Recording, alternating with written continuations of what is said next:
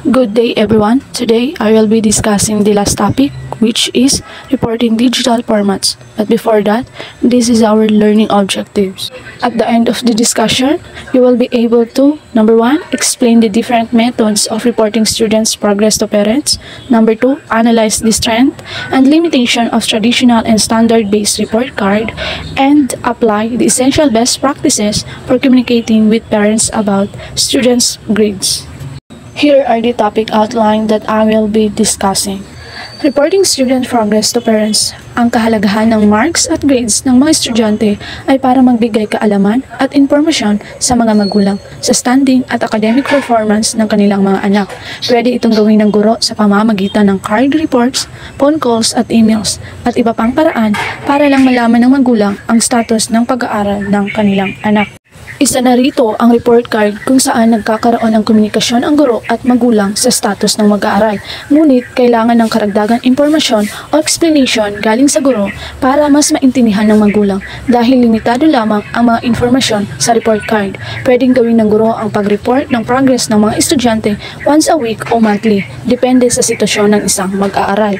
Dahil kapag sinasabi ng guro ang progress ng isang estudyante, nagkakaroon ng idea ang magulang kung ano ang kanilang gagawin para matulungan at mabigay nila ang tamang suporta na kinakailangan ng kanilang anak at mamotivate nila na mas mag-aral ng mabuti. Maraming paraan o methods kung paano ipaalam at sabihin ng guro sa magulang ang mga performance ng isang estudyante, tulad ng report card kung saan ginawa ito upang magkaroon ng komunikasyon ang guro at ang magulang sa progress o performance ng kanilang anak. Kadalasan, ang report card, lalo na ang traditional report card, ay may limitado lamang na impormasyon na ipinapakita tulad ng grades ng mag-aaral sa bawat subject at maikling comments ng guro.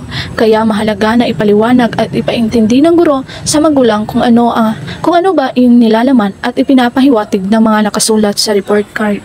Dahil sa limitasyon ng traditional report card, na-develop ang standard-based report cards. Dito, mas detalyado ang mga impormasyon na makikita. Hindi lang grado ang makikita, kundi nakikita rin ang level of mastery at growth ng isang mag-aaral sa bawat subject at areas for improvements, kaya umaabot ito ng ilang pages. Ang standard-based report cards ay kadalasan ginagamit sa ibang bansa at dito sa Pilipinas, pili lang ang gumagamit nito at madalas ay ang mga private school lang.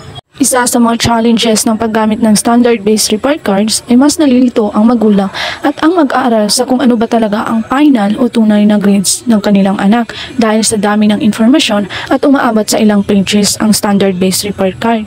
At mas gusto ng mga magulang ang traditional report card dahil sanay na sila, mas simple at madaling intindihin kung ano ang nakapaloob sa report card. Kaya mahalaga na ang guro ay tulungan ang mga magulang na maintindihan ang kahalagahan ng paggamit ng standard-based card at ang dagdag na informasyon sa ibinibigay nito sa pagkatuto ng isang bata.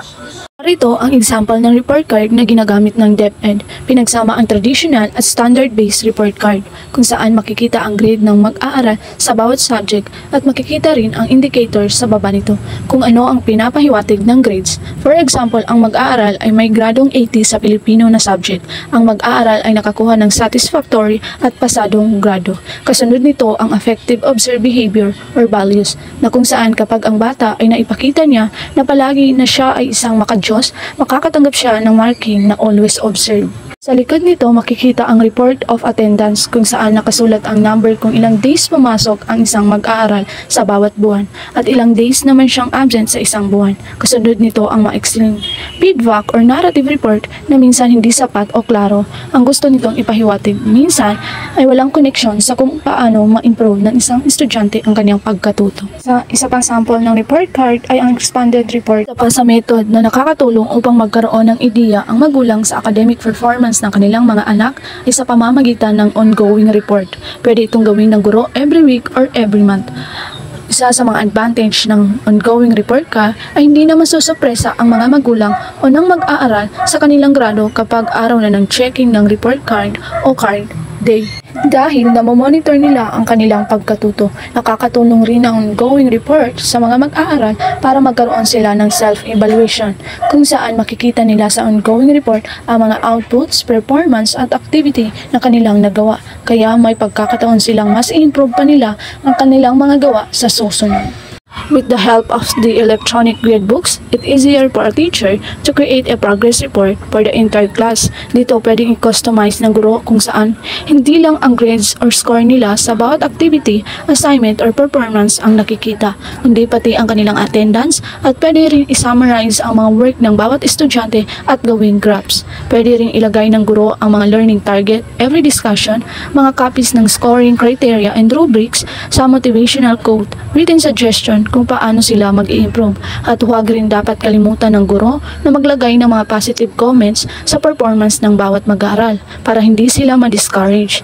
Pwedeng maglagay ang guro ng mga gusto niyang gawin ng magulang para matulungan nila ang kanilang mga anak dahil ang electronic gradebooks ay naa-access ng mga parents at kailangan din ipaintindi ng guro ang kahalagahan o role ng magulang sa pagkatuto ng kanilang anak.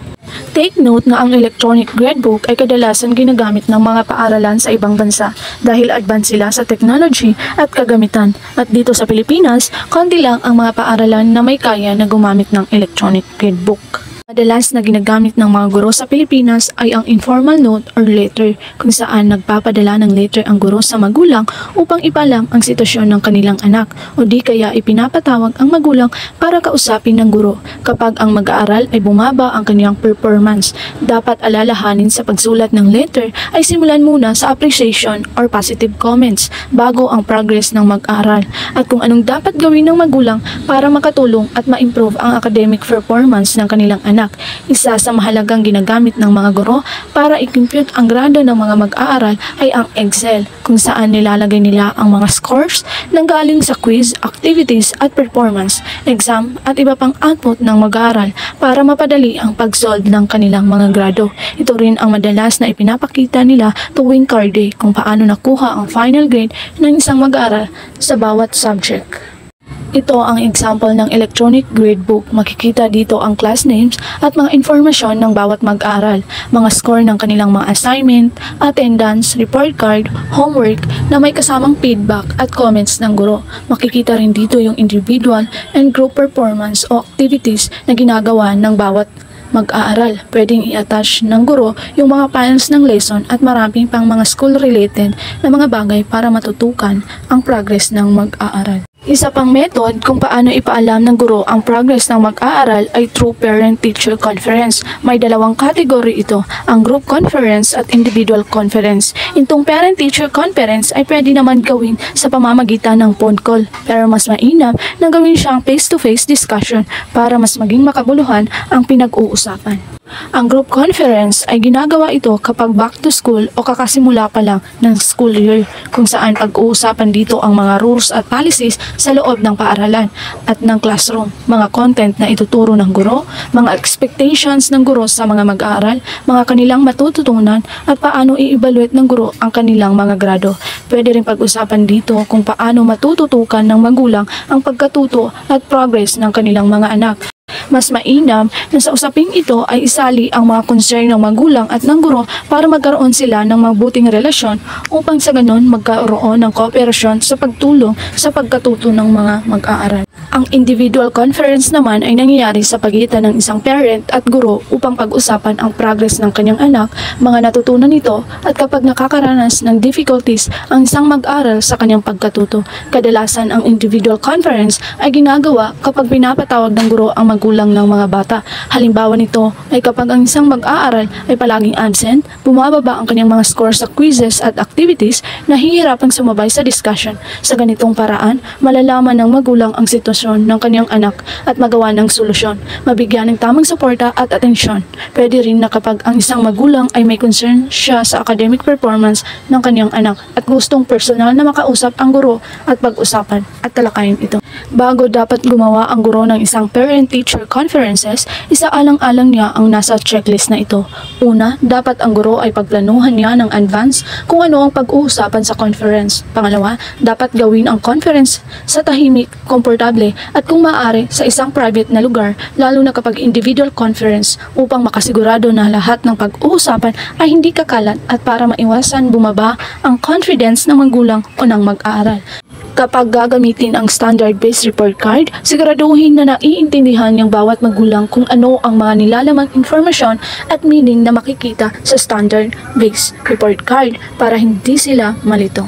During sa conference, dapat simulan ng guro ang discussion ng mga positive comments at feedback upang ma-encourage ang magulang na makipag-cooperate at makipagtulungan. Alalahanin rin dapat ng guro na gumamit siya ng mga tamang salita at magandang pananalita. Iwasan yung parang pasigaw at galit na tono.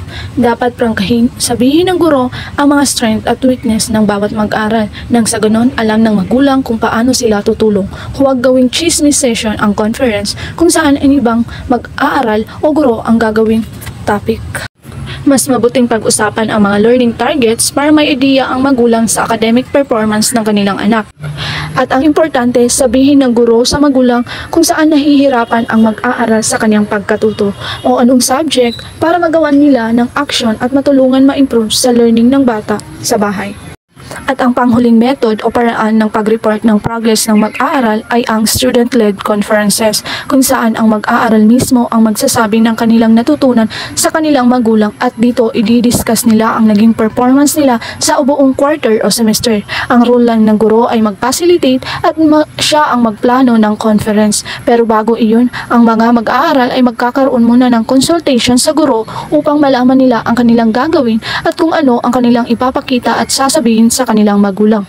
Isa sa kahalagahan nitong student-led conference ay nagkakaroon ng self-reflection o evaluation ang mag-aaral sa kanilang pagkatuto. Mas naiintindihan nila ang kanilang capabilities at achievements throughout their journey. And that's the end of my discussion. Thank you.